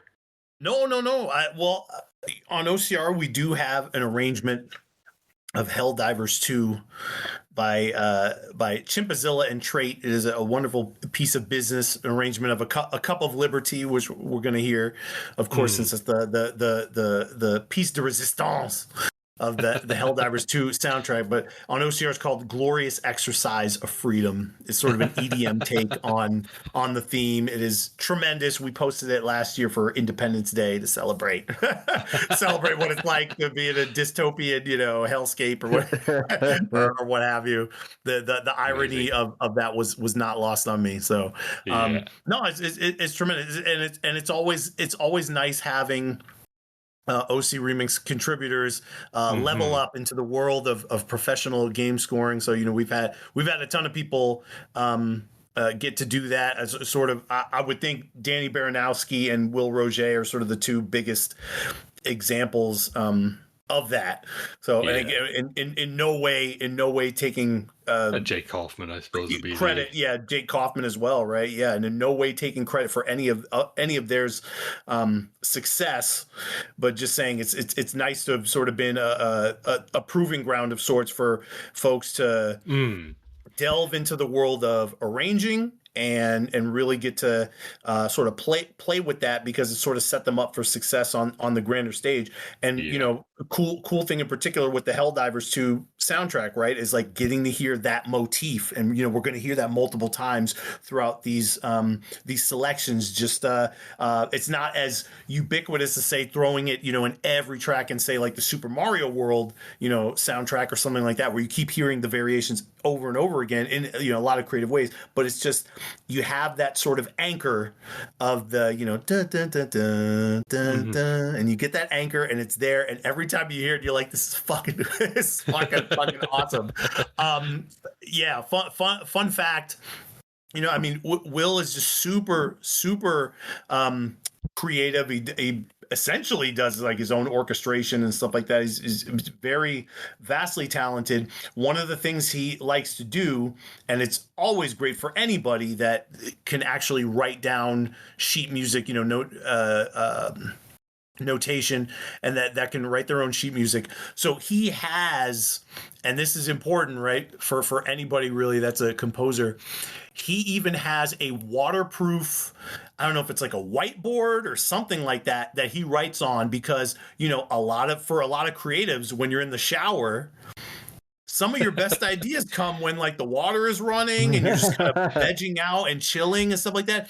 And if I am not mistaken, he did that for like the main theme for Helldivers 2, right? It like came to him while he was like taking a shower, and he has like a waterproof marker and waterproof board ready, so that anytime, even in that context, if the mood strikes him, he can write it down and commit it to, you know, to paper, so to speak, and have it there, because just as easily as the ideas can come to you, they can like disappear in a flash if you don't capture it right then and there. So honestly, especially for somebody like Will, whose career has really blossomed, you know, in the last few years, that's like the difference between having, you know, like a major hit and just not having it. So yeah, anytime, whether it's, you know, having something to record on, or if you're somebody that actually has, you know, can write down sheet music, always having it at your disposal, so that you can capture when inspiration strikes. That is incredible advice, frankly. I think we should all get a shower pen. That absolutely fucking rocks. Oh my god, I love Yep. Our rules. All right, we'll jump into this block of tracks. So for Helldivers, so I have 4 here. First one is the Super Destroyer. Then we have Hellpods, No Diver Left Behind, and A Cup of Liber-tea.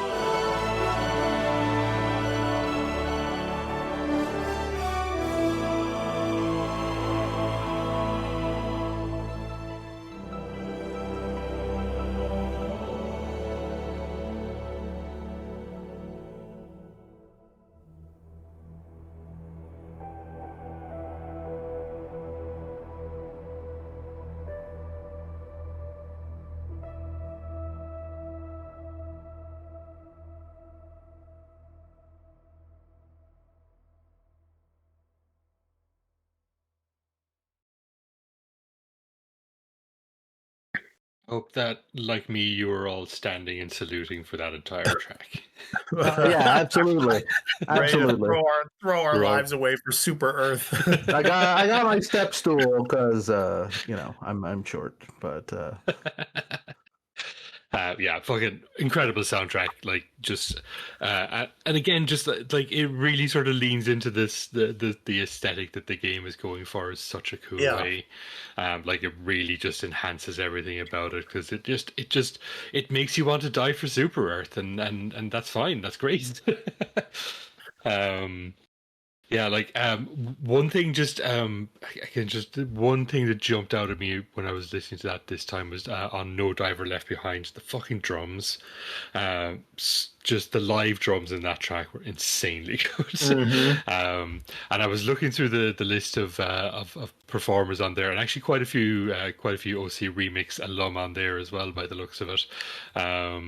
So I don't know if you can speak to that, Larry, if you know these people at all, or I presume you do, but Oh, I don't know anybody. Hold on. Well, I no. do know.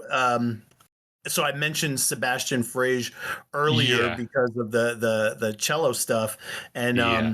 yeah, definitely There's he was a on there in that main theme as soon as it transitioned out into kind of that shift mm, around 145 in there. But yeah, no, I'm seeing on oh my gosh, yeah, a bunch of folks from a Disco Cactus group. But yeah, Doug Perry, Drum Ultima, Mateus yeah. Souza, Sam Babinski, absolutely. So it's like, yep, Yeah. I'm seeing a bunch of OC remixes for sure. Yeah, it's as I say, like OCRemix is as much as anything else is a community, and like it's so important, I think, for stuff like this that we have community to be able to sort of, like when somebody when somebody sort of moves on, that they can bring the people that sort of were part of their community with them. Um, Absolutely. and it's like it's just especially the way the world is right now. Like, not to get like political, like we need community so badly, and it's so fucking important. And it's important for art, and it's important for just connecting to people. And yeah. like, and video game music is so important to so many people. And like, I love that we have communities like OCRemix and things like that, where people can sort of just share their love of something. And and so occasionally somebody gets to sort of take that and go work on a big video game, or work for Star Wars or whatever, and they get to bring their friends along and be like, let's all do this together, like. And that is so cool. I love it. No, for sure. And like all those folks that we just ran down are aside from Sebastian, but all the rest of those folks are in the group Disco Cactus. So they have an absolutely epic Super Mario Kart series medley called A Road That You Go, which is a 15-minute mega medley. That I highly recommend checking it out. But yeah, Will is one of the performers, on that within the Disco Cactus group. It is it's insane. It's awesome. So if you like Rainbow Road, gotta go check that one out for sure. Yeah, absolutely. It's honestly, it's exciting to be hearing that with every step along the way, especially too because, like, not to put too much into award stuff. I think that I get a little put off by that, but like, the Grammys are so legit, and it is this new vector of recognition, and the fact that sort of like these people just got into it for the love of the video game, and get propelled to these places, and I feel like the all of these have to be just that much better for having passionate friends that came along with you for the journey.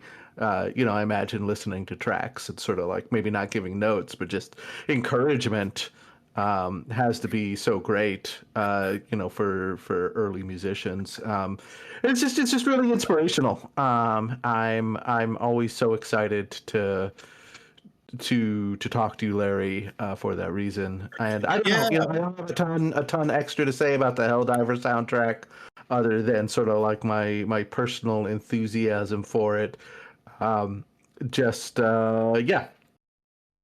Well, I will say for Will in particular, and it's great having you know, I'm not going to pretend like, you know, that I know Will super deeply as much as I've known him for like a long time and gotten to see witness, you know, a lot of his growth as a musician. And like one of the coolest things, even just listening, when I was listening to a cup of Liber-tea, it was interesting hearing how it's like, you know what, he always had these chops, because on the Final Fantasy VII album that OCRemix put out back in 2007, called Voices for a Live Stream, Voices of a Live Stream, he and the Aura Chalcon did an excellent cinematic sounding collaboration that I actually gave the title to, called Rare Square, because it's an arrangement of Final Fantasy VII music, but it sounded like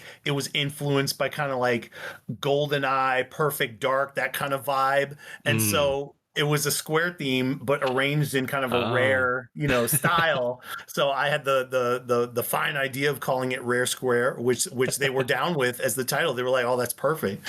So, yeah, no, and you know, I would say, another thing to check out for Will too. I was also thinking like, man, he'd be good on the film side. And I don't know how genuinely interested he's been in that, but he did score the Gundam Requiem for a Vengeance original series that came out on Netflix in 2024. So he does have some experience. Yeah, he does have experience scoring outside of video games, but clearly that's his bread and butter. There was a great interview that he did on the SML podcast. It's co-hosted by another OC remixer, Joe Cam. But I listened to the interview that Joe and his crew did with Will about it. It's very in depth and covers a lot. If you like the Helldivers 2 score, definitely search that one out and see what Will has to say about it. One of the cool things that, I guess two cool things, right? So Final Fantasy VII, kind of harkening back to Voices of the Livestream, that was actually the soundtrack that Will heard that made him go, "That's what I want to do with my life." Amazing.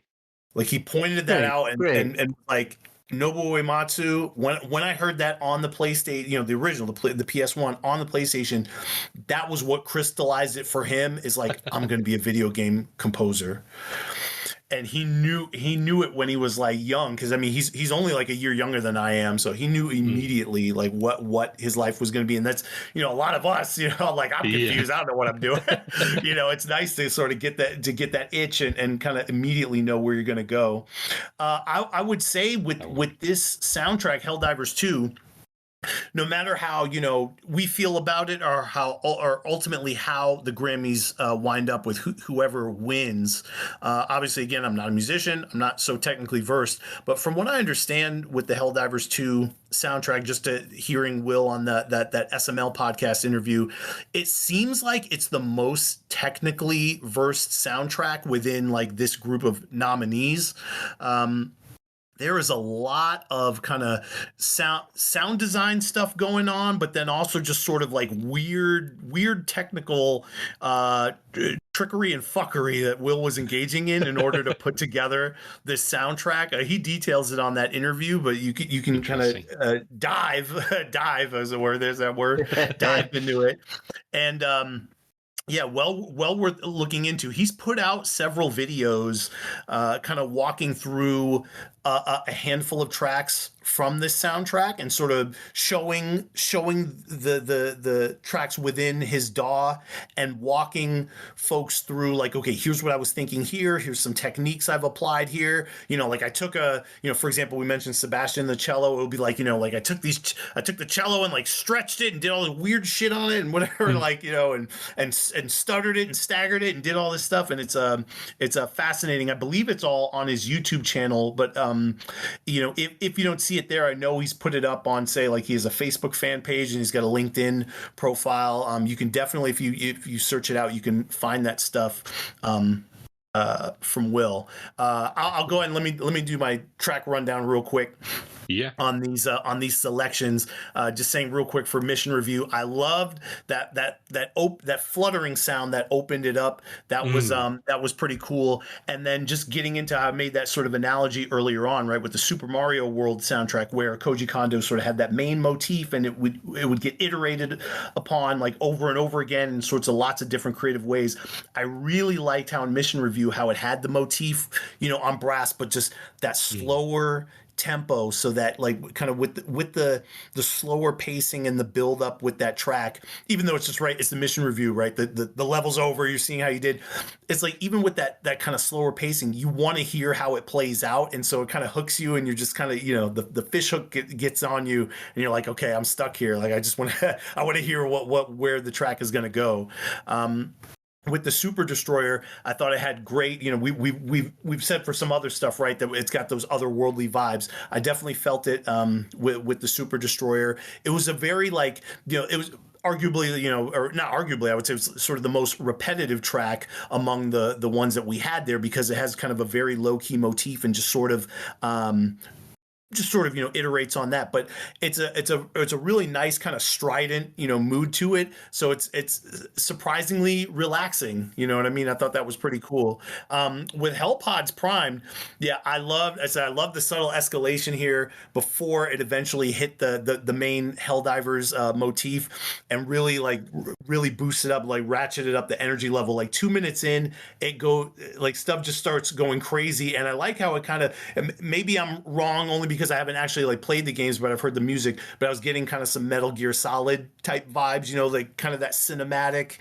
definitely, and kind of like, a little bit the stress, the pressure, the kind of, and also a little bit of that, those skulky qualities, somewhat, but you're feeling like the battle is about to be joined. So that was pretty cool. I love, Tom, that you brought up No Diver Left Behind. I didn't know what to call the genre there. I don't know what the hell is going on, but the combination of the orchestration with the modern drums, I'm like, wow. And I've heard this piece before, so it's not like a shock to me, but just hearing it again in more of an active listening situation, I'm like, damn, bro, like who would have thought to have done that?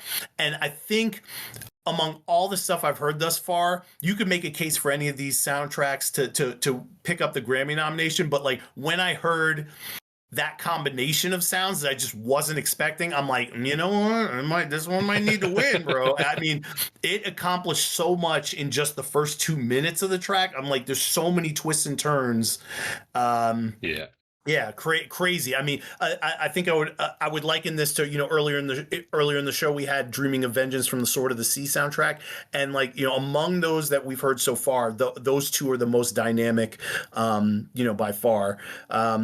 And then, that was definitely in A Cup of Liber-tea. That had to have been Sebastian on their cello around 145. But I'm like, I've heard the theme so many times now. It's got 9 million plays on just YouTube, like alone on Will's YouTube channel. Absolutely epic. And then the electronic pivot, just so much meat on the bone with that theme. And crazy to think, if I'm not mistaken, with the whole thought up of that one in the shower and wrote it down, like if it wasn't this one, it was something else. But that said, such a good motif, that unbelievable. Just it definitely it's making a case, man. It's definitely making a case to snag it this time. But surprise, right? I mean, we've got Will on this, who's a double nominee this year, double Grammy nominee this year, which is kind of wild to think about it. That's going to be for Star Wars Outlaws. So he did that soundtrack with John Everist, which is a name that I haven't heard before this either. Have either of you played this game? Oh, I haven't. No. I haven't. Any one of these games that has like an external launcher to it, I probably haven't played. They just annoy the shit out of me in a way that is probably concerning to my therapist. It's certainly one of those things where I'm like, well, this just looks like it's fairly standard Ubislop, and like it didn't look like the worst game. It had a bit of controversy because people are weird about women in video games. but like it didn't seem like it was going to be that bad. I just again never got around to playing it, but then listening to the soundtrack, I was very impressed with it. And again, it does a sort of little bit of that sort of a little bit of John Williams aping, but like it really is doing its own thing here in a very unique way. Especially the last track we have in the block, I think is absolutely fucking incredible. And when I heard that, I was just like, one of those ones that really blew me away. I was like, that is incredibly inventive. So that one was by Cody Matthew Johnson. So yeah, very cool. So John Everist. Then I pulled up him. So actually, quite a few interesting soundtracks. The Shadowruns reboots. He did those ones, and what is it? Oh yeah, Overwatch 2. Okay, yeah. So it's like pretty interesting thing. But like the Shadowrun reboots were one of the early sort of successes in like Kickstarter and stuff like that, and in terms of like bringing back a long dead series, I think were pretty well received. I played I think I played a little bit of Shadowrun Dragonflaw. I played a little bit of. But they games that I probably would have fucking been crazy about if I played them when I was 16. But by the time they came out, I was in my 30s, and again, limited time to play games. But yeah, I don't recall much about the soundtracks for those ones, but now I'm sort of interested to maybe go back and have a little listen to them.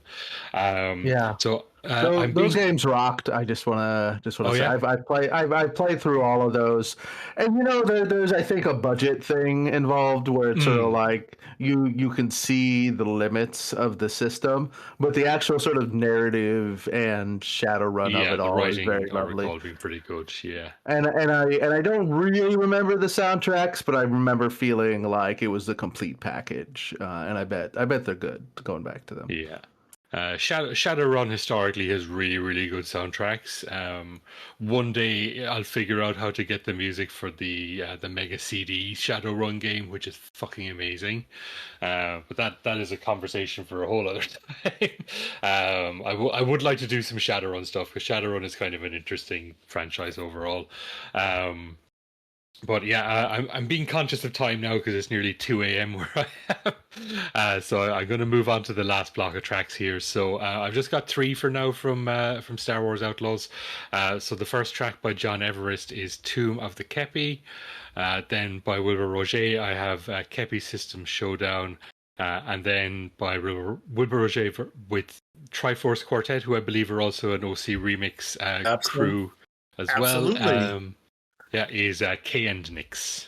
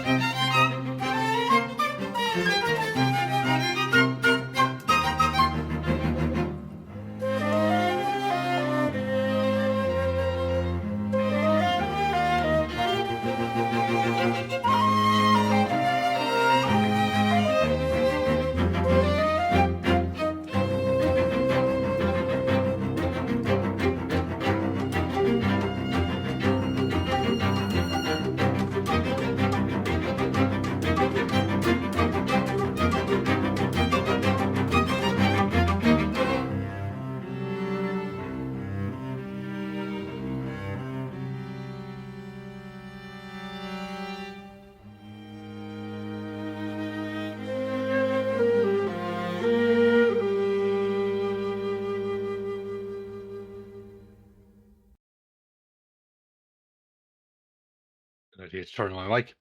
I really love how that last track was recorded. Like you can hear you can hear the physicality of the instruments as they're being played, Right. and I love that.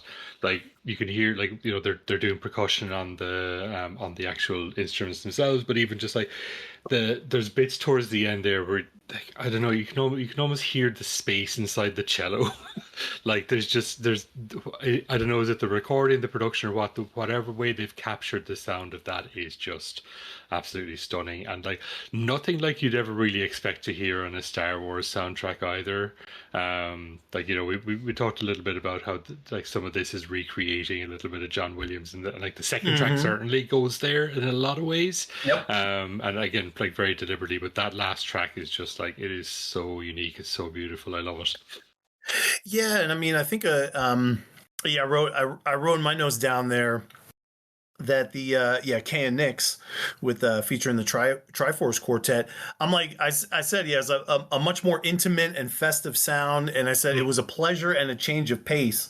And it's like, it doesn't need like, because it'll sound like I'm saying, oh, I need it to be different than, say, like the John Williams music and stuff like that. I think, if anything, you know, with Gordy Haab's approach with Indiana Jones and the Great Circle, it proves that you don't need to make a wild shift in sort of the mood and the vibe. And, you know, you can kind of adhere to a little bit more of the style of the music that inspired the franchise. So, you know, that's certainly a valid direction to go in. But that said, you know, Will, with the Triforce Quartet, that was not what I expected. I mean, same, I would even argue with John Everest's track that we had there, Tomb of the Khepi. I was like, yo, it fits a little bit with what we're talking about with Jedi Survivor, how I was alluding to Gordy Haab, you know, getting permission to say, hey, I'm going to take it in my own direction. I'm liking that I was hearing that. I mean, you're totally right. Khepi System Showdown, you're getting something that's, I wouldn't say it was totally John Williams style, but it's certainly honorific, and you can hear where that influence is very purposeful and very intentional there. But then you have these other tracks that just take it in a different direction, and just Kay and Nix in particular really like subverted my expectations of what I was going to get from this soundtrack. So I'd love to see that one in context as well in the game. Absolutely. This was some cool stuff. Have we lost Reese? I mean, it's incredible. I'm here. I'm a little winded, to be honest. I just thought it's a really solid soundtrack. I've listened to. I actually listened. I didn't realize it was the DLC that we were checking out. I listened to the main OST. And I found it to be very compelling, and it didn't feel necessarily super, you know, it didn't feel like, it didn't feel like, you know, the Indiana Jones soundtrack, for example, whereas like a reprise. Yeah, exactly. And from what I've seen of the game, it does seem like this game is like a very real attempt to kind of branch out from like very kind of like bog standard Star Wars narratives, and I felt like that was reflected in the music. It felt like correct for the franchise, but I didn't necessarily. If you had told me this was something other than Star Wars, I would have easily believed you. Oh yeah, 100%. So yeah, I mean, I don't have a lot to say about this one. I was vibing. It was really cool. Yeah, definitely impressive. Absolutely. What a great swath of game scores that we heard here. Yeah. No, thank you so much for doing this. This was great. It's been a real pleasure. Yeah, for sure. Yeah, absolutely. I think this might end up being one of our longest episodes as well, because we're looking over 3 hours at this point. Well, you know, I am a known bloviator, so you know.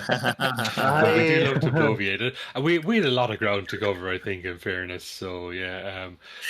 You know, it's hard to even say like, oh, let's pick, you know, one track from the soundtrack or two tracks. You know, you really want to get a solid piece here, and you know, since it is an exploration of modern game scores, right, it's really a chance to get a really nice sampling of stuff that's coming out these days. I will just say, as a super aside, so Will Roget is not the only Grammy nominee that's been in the OCRemix community this year. I would also, far be it from me to overlook that Mega Ran also is nominated in the Children's Music Album category for Buddy's Magic Treehouse. So shout out to Mega Ran. That's awesome. Yeah. Yep. So it is his first Grammy nomination. Fingers crossed for him. But no matter what, it's onward and upward. So yeah, fingers crossed for Will, our double nominee, and Mega Ran first time nominee. So it's super cool.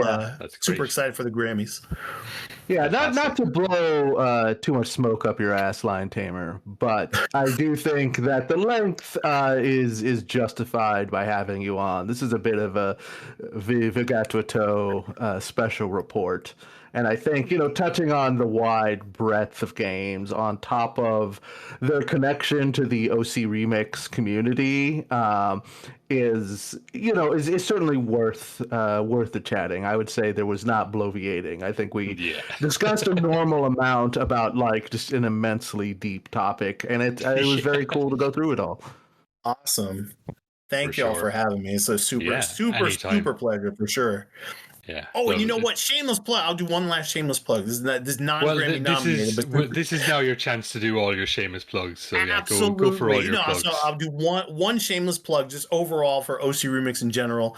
So recently we just posted remix number 5,000, which is obviously a nice little milestone there. The website's been going on now 26 years. We made sure to do it just before we hit our 26 our full-fledged dive into 2026. So we got it just under the wire in 2025. And it is by Jeffrey Tosser, long tenured arranger, but he hadn't submitted anything in a decade. And it is from The Legend of Zelda Link's Awakening. It is called Hotel Koholint, and it is the the Koholint theme when the sword search theme when you first land on the island, that classic theme done in the style of the Eagles Hotel California. It is not a mashup of the two songs, but it's done in that style. It is phenomenal and well deserving of being remix number 5,000. So for those, especially any old heads that listen, I loved OCRemix way back in the day and all that good stuff. It's always been active. It's always been putting out more content, more albums, more individual arrangements. And so yeah, we just hit number 5,000. Great chance, a great opportunity to go check out the whole collection and find your new favorite music. I love video game music. Yeah. I also give a shout out to OCRemix for its incredibly generous sort of like copyright policy. I use No Tux's Plastic Smile, which is a Yoshi's Island remix for as a theme song to sort of like my occasional personal podcast, Existential Warfare. That's my little plug. And it's a great song, and it. Once I just like saw, I was like, oh, just sort of like this is very generous. I'm not doing anything for profit here, and just like having that extra kind of like breadth of music. It's incredibly rewarding just to sort of dig through OCRemix and just there's a lot of kind of resources out there.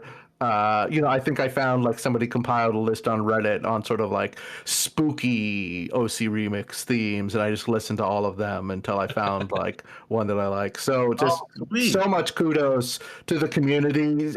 One of the fucking pillars of video games.